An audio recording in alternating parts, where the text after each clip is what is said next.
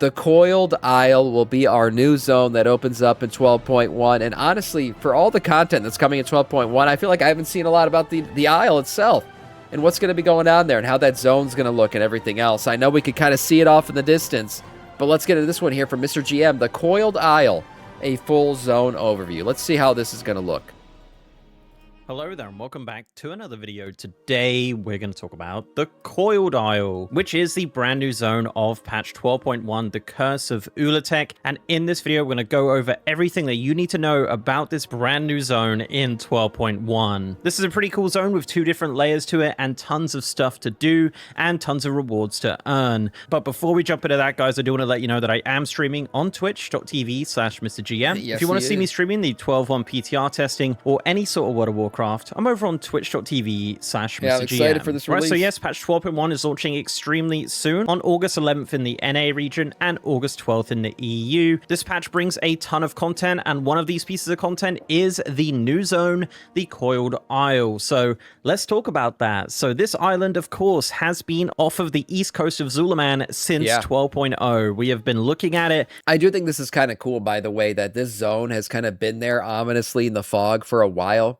During this expansion, we've been seeing it there the whole time. This isn't like some random island that just popped up on the map. So I think it kind of makes it, I don't know, more immersive that we're actually going to go to this place that we've been looking at for the entirety of the expansion. But we could never go there. I like how they did that. In 12.1, we are finally going there and uncovering the secrets of Atal'Utek. So this zone is very unique in the fact that it has 2 different sections. It has the island area. Wait a minute. What the hell? This place is huge. What the heck is this? Is this to scale? This isle is really like there's no way this is to scale. It's freaking the size of the upper half of the Eastern Kingdoms. What the hell? Sections. It has the island area, and then it has the vault of Atal'Utek underground inside the mountainous area. So let's start by talking about the upstairs area, the actual island itself. So the patch will bring a new campaign with 6 chapters to complete, which will start in Silvermoon, and it takes you over to the island. You might have already started this in 1207 with chapter 1 being available right now. The island also features 11 local stories with an achievement to complete them all as well, and a lot of them are super unique and really enjoyable and add an extra layer to this new zone. Of course, the zone also features various world quests, different treasures around the zone. It has smaller and larger generic treasures, but it also has 20 plus named treasures across the zone as well. The zone also features 12 different rares with 2 brand new rare drop mounts from them. These are the Ruby Wraith and the Topaz Skyfang mount, so good luck getting those. And a new world event called Curse Surges. So these are similar to Void Assaults, but on the island. Now, these are always rotating and are just smaller outdoor scenarios in the zone, which will finish up with a mini-boss. There are 5 different surges in total, and completing these will give you Kofuki shards, adventure crests and gear.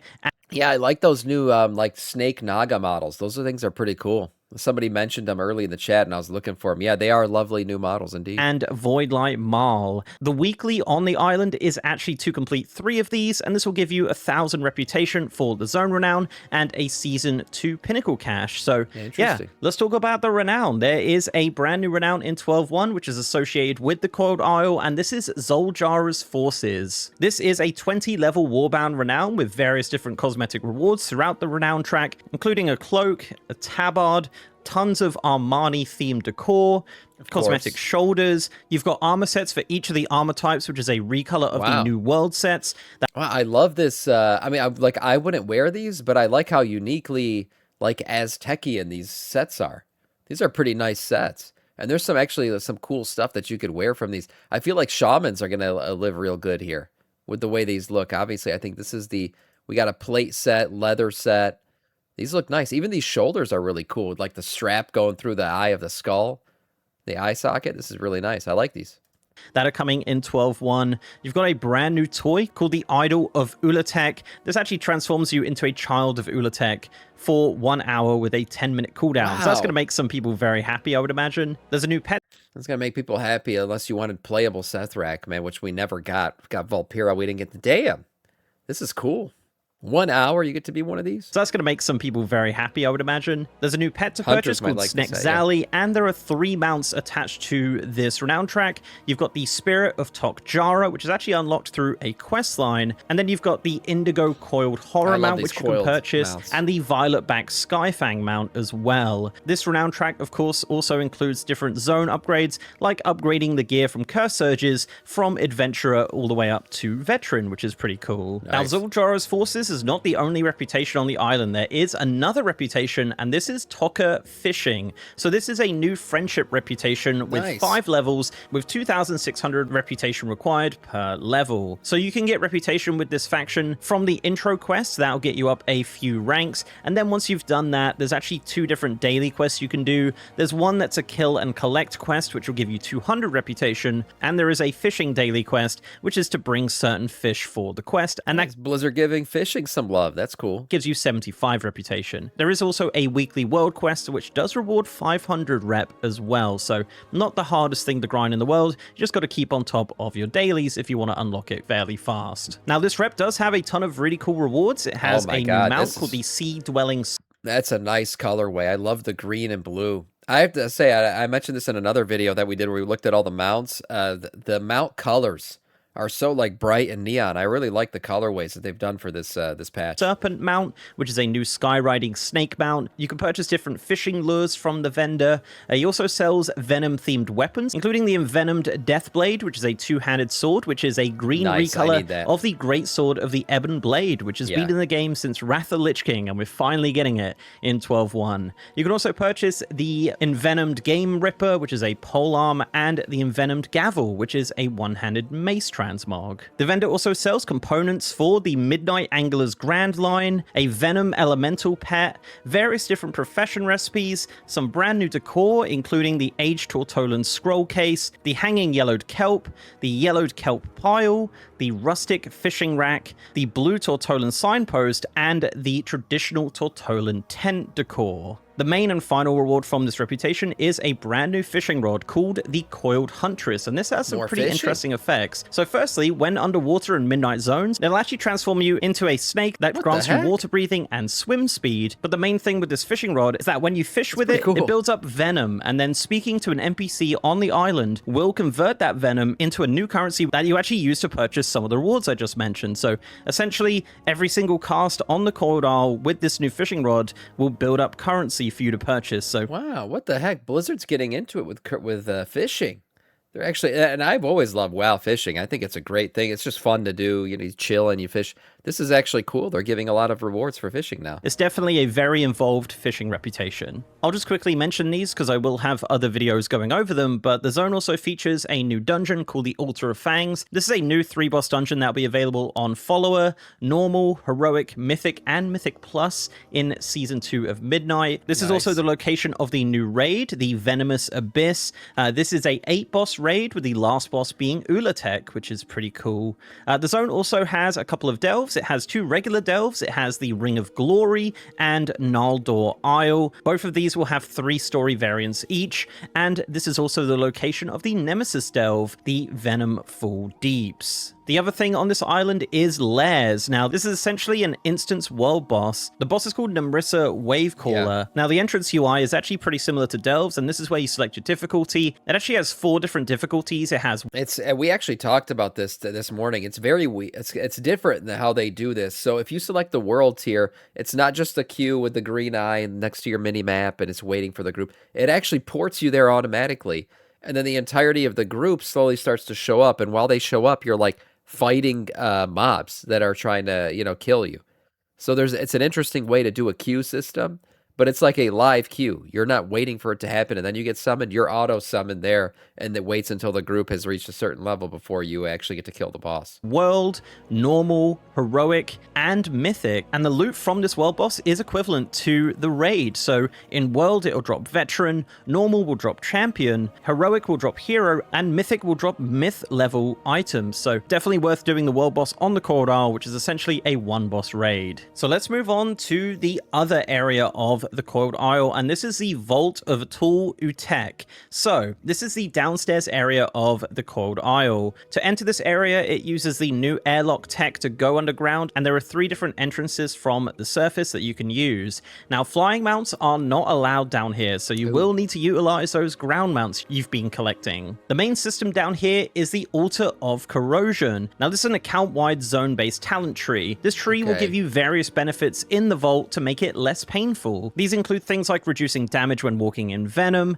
having a chance to spawn spirits that can help you out, decreasing the damage against you by certain creatures. It also gives you things like chances on hit will inflict a poison, and it has various increases of corrosive coin drops, going all the way up to earning 100% more. Corrosive coins are a currency in the vault, which we'll talk about in a second. Now, to gain talent points on this tree, you need to hand in corrosive coins, and this increases each time, but you can also get some free talent points from the Zoldrar. Remigade is talking about the layer. He goes, that sounds painful. You're talking about the queuing system for the new world boss style.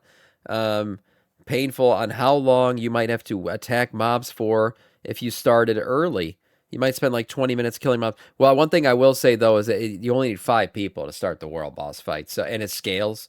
So it's 5 to 40 people. I'm assuming there's like a minimum time that it's going to take for the group to show up. But once you have 5 people, you're allowed to kill the world boss. So it's not, I don't think it's going to take that long. Forces Renown track. Now, I mentioned it a few times, corrosive coins. So this is a new currency in the Vault of Atal'Utek. Now, this is a war-bound currency and is obtained through tons of stuff inside the vault, including most NPCs, all of the world event bags, and there's different daily and weekly quests that you can get this from. Essentially, everything in the vault will give you this currency. Now, as mentioned, this is used for the Altar of Corrosion, but it is also used to purchase some of the rewards from the vault. Another new system down here in the vault is corrosive souls. Now, these are new items you'll find in outdoor. Again, the currency guy who does, you know, he draws the little art stuff for currencies and WoW. He is the most heavily overworked employee in all of Blizzard. This guy has to draw 15 different currencies every time a patch hits. World content. You're going to unlock this pretty quickly in 12.1, as the item to unlock it will come from those outdoor activities,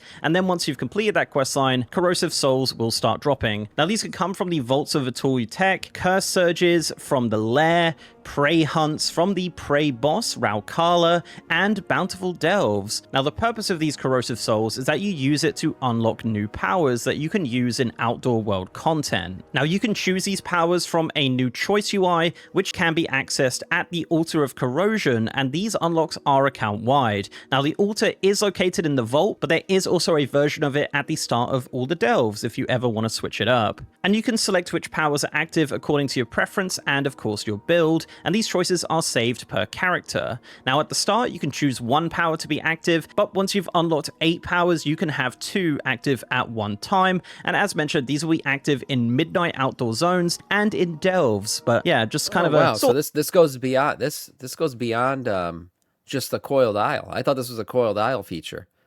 So that all these different buffs will be outdoor zone buffed the entirety of midnight. And all those zones that are a part of Midnight. Of borrowed power of sorts, this system has had a couple of changes in PTR, and this is where they've landed on, sort of similar to the Titan disc belt of sorts, but just not an item that you have to wear. Now, the main activity you're going to be doing in the vault is the ongoing world event. Now, this has 3 unique stages. It has a strike phase, an incursion phase, and then an ancient foe. And they happen in that order. So strikes are small void assault-like events that require people to complete tasks. There are 6 unique strikes that can happen with all different tasks, and 3 of these need to happen before an incursion starts. Now, an incursion is a slightly bigger event which will require you to work together with others to complete a task within a timer, and there are 3 different incursions that can spawn, and if you don't complete it in time, you'll be defeated and it will have to restart from the strike stage. Now, if you are successful in your incursion, a ancient foe will spawn. Now, this is essentially a mini world boss that will require you and other players to take down. Now, once that boss is defeated, the event will restart with the strike phase, and this can be repeated forever if you really wanted to. And this rewards various gear and, of course, corrosive coins that you're going to need a lot of. The other thing that's going on in the vault are patrols. Now, these are smaller solo bonus objectives that are activated throughout the vault by speaking to NPCs. There are 12 of these in total that you can do, spread around the vault, and these are also reward corrosive coins. So let's talk about rewards. Why are you doing all these things? So there is a... So it looks like this vault is going to be filled with people. I mean, especially early in the patch. We'll see how the servers work on this.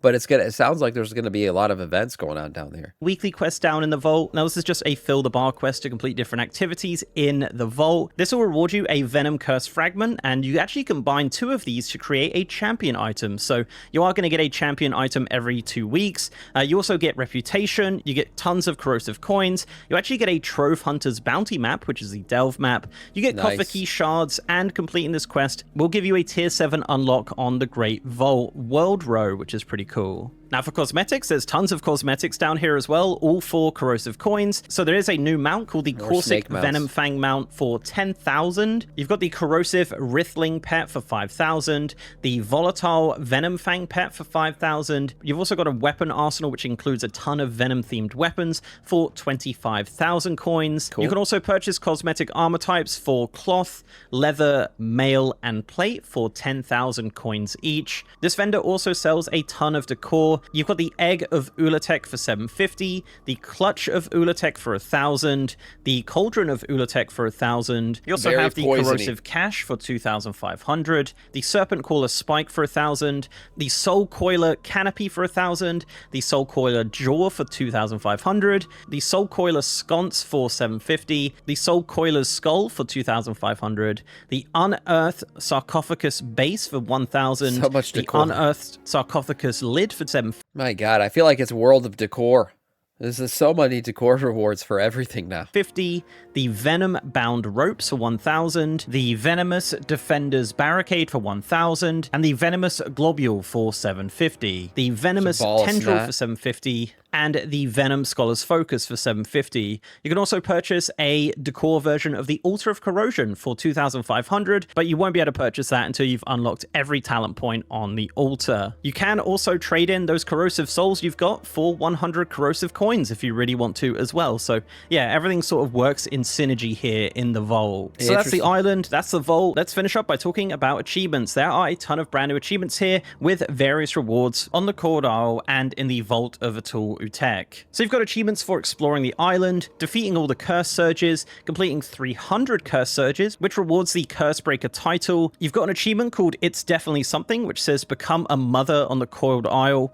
No idea how to do that, but it sounds pretty interesting. You've got ones for clicking different lore items. You've got an achievement for discovering all of the named treasures. This actually rewards a mount, the Auriferous Venom Fang. That's probably one of the coolest colorways of this snake mount. That red, green mount, which is that's a nice one. Cool. You've got an achievement for defeating all the rares in the zone, which rewards the Armani Forge decor. You've got one for unlocking the Altar of Corrosion, which rewards the Snake title. So yeah, I'm going to go reserve the name Jake so it can be Jake the Snake. And then you've got various different achievements for completing all the strikes, completing all the incursions and ancient foes in the vault. And then there are various other vault-based achievements, some which require you to do specific things during a specific strike or incursion. There's also an achievement for completing 250 patrols in the vault. There's also rewards a mount, the Emerald Skyfang mount, which is a cool one. And there is also a meta achievement for the Coiled Isle, which unfortunately does not reward anything as of the recording of this. But there is also a meta achievement for the Vault of Atal'Utek, which does reward a mount as well, which is the Venomous Coiler mount. So tons of achievements to do, tons of stuff to do in this new zone in 12.1. And yeah, that's it, guys. Thank you very much for watching. Let me know in the comments your thoughts on the Coiled Isle. This is where you're going to be spending a lot of your time in 12.1. I think it's fine. It's interesting with the vault because on PTR, I'm very much on my own a lot of the time, so it does make it a lot harder. So I think once there's a lot of players in there, I think it might be a bit more enjoyable, hopefully. So guys, thank you very much for watching. If you did like this video, please do leave a like on it and subscribe to the channel if you haven't already. If you want to support me outside of YouTube, I'm also on Patreon and I'm on Twitter at MrGMYT. I have some comments about Discord this channel as well. And also I am streaming on twitch.tv/MrGM. As said, if you want to see me streaming the 12.1 PTR, 12.1 launch, I'm over on twitch.tv/MrGM. And with that, guys, I'll see you next time. Yeah, nice video overall. I will say though, real quick, I'm still worried about the size scaling of this mount because he's a dwarf here, and I'm not exactly sure if this is going to scale properly because we saw a video earlier where somebody was sitting on this mount. They just looked huge compared to the snakes, so we'll see. But these coiled mounts, I think, are really cool. I can't wait to get some of them. And then again, I mean, just there's so many activities to do. You got this entire vault underneath the Isle. which this by itself looks like a giant, like the size of a War Within zone. And then on top of that, you got just the freaking sheer size and scale of the zone itself. When he showed the map, I was like, what the hell? This place is huge. So, I mean, looking at it, and people said it's the scale. So, I mean, looking at the zone overall, I think this zone's way bigger than I thought. There's a lot to do here. I mean, we're going to be able to spend a lot of time on this zone, obviously, just doing shit. Yeah, I mean, just look at that. This freaking thing's the size of, like, the entirety of Midnight so far. That's pretty crazy. So, and this doesn't even show the underground part of the zone, which is another entire part. So, yeah, this zone's big, plenty to do. Excited for, which is August 11th. We'll be able to finally go there.